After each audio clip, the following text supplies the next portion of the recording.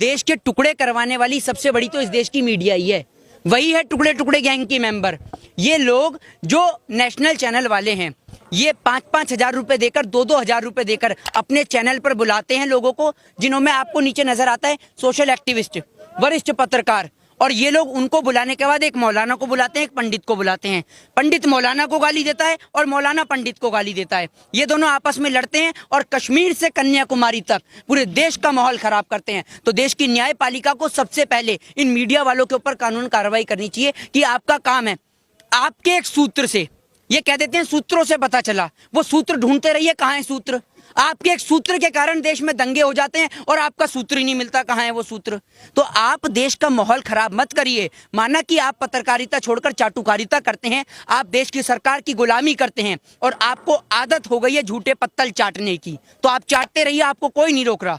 क्योंकि जब जिस तरीके से कुत्ता जो इंतजार करता है होटल के बाहर झूठी प्लेटों का, आपकी आदत भी वही वाली है। तो उस आदत को हम सुधार तो सकते नहीं है, बस इतना कहेंगे कि उस आदत को आप अपने लोगों तक सीमित रखिए। जिस मीडिया की बात करते हैं, सारे के सारे चैनल अंबानी के हैं, अडानी के हैं, भारतीय जनता पार्टी के राज्यसभा सांसद सुभाष चंद्रा के हैं, 2.25 आंख वाले बाबा रामदेव के हैं। आपके लिए और हमारे लिए कोई चैनल नहीं है, समझ रहे हैं। हाँ, जो भी पत्रकार, समझ रहे हैं आप, जो भी पत्रकार सरकार के विरोध में दिखाएगा, या तो वो देश छोड़ेगा नहीं तो दुनिया छोड़ेगा।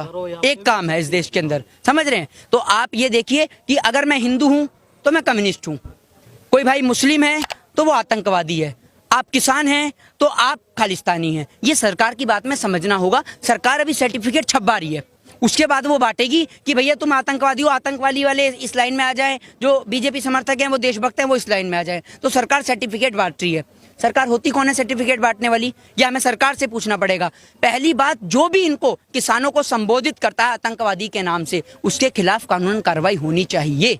ये जो आंदोलन है, ये जो प्रोटेस्ट है, ये देश के किसान का है।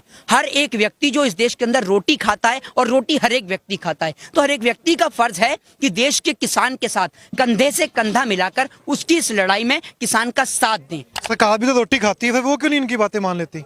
सरकार रोटी खाती है, क्या खाती है? आपको वो बोलते थे नहीं, जैसे तो जो हमारे मंत्री हैं वो तो कह रहे हैं कि खाना हम भी खाते हैं लेकिन आपके हक में बिल है। बिल्कुल बिल्कुल खाते हैं, बिल्कुल, खाने में कोई दोहराई नहीं। और ये बात आपको और मेरे को तो पता नहीं, ना मैंने कभी खाते हुए देखा, खैर। लेकिन ये है, कितना कहना चाहूंगा कि बहुत से लोग जिन्हों के दिमाग में गोबर भरा हुआ है, तो उनको बताना चाहता हूँ कि अगर देश का किसान अनाज पैदा नहीं करेगा, अपने पशुओं को चारा नहीं खिलाएगा, तो आप लोगों को गोबर भी नहीं मिलेगा। मैं आपको बता दूं कि देश में नेता का बेटा नहीं है, कोई भी नहीं है, एक भी नेता का बेटा नहीं है पुलिस के अंदर, और ना देश के नेता का बेटा पुलिस में है, ना आरएसएस में है। कभी आपने स्मृति ईरानी के बेटे को आरएसएस में जाते हुए देखा है? कभी बजरंग दल में जाते हुए देखा है किसी नेता के बेटे को? ये अपने बच्चों को आरएसएस और बजरंग दल में क्यों नहीं भेजते? क्यों इस देश की गरीब जनता के बच्चों को, उनके भविष्य के साथ में खिलवाड़ कर रहे हैं?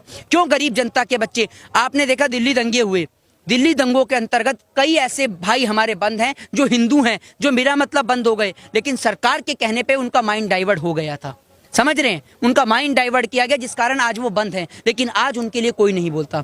तो सरकार और देश के लोगों को समझना होगा कि जात पात से ऊपर उठकर देश के किसान का साथ देना होगा। किसी भी व्यक्ति विशेष के लिए गलत टिप्पणी करना और उसके लिए किसी भी तरीके की बात को कहना, चाहे वो सोशल मीडिया के माध्यम से ही हो, देश का संविधान, देश का कॉन्स्टिट्यूशन इस बात का हमें राइट नहीं देता। लेकिन ये लोग लगातार कॉन्स्टिट्यूशन आर्टिकल की धज्जियां उड़ाते रहते हैं। आप ये देखिए, एक और आप आर्टिकल 19 आपको और मुझे प्रोटेस्ट करने की आजादी देता है, लेकिन देश की सरकार, हरियाणा के खट्टर मनोहर लाल खट्टर जो हैं, वो देश के किसानों को रोकने का प्रयास करते हैं वाटर कैनन के जरिए, और उनके लिए कोबरा वायर्स का प्रयोग किया जाता है। कोबरा वायर्स आप खेत में आवारा पशुओं को रोकने के लिए भी नहीं लगा सकते। यूपी उत्तराखंड में बैन है, लेकिन आप यहाँ देश के किसान को रोकने के लिए इन कोबरा वायर्स को लगा रहे हैं। मतलब आपकी नजर में देश के किसानों की हालत आवारा पशुओं से भी बदतर है, जो आप उनके लिए इन कोबरा वायर्स का प्रयोग कर रहे हैं।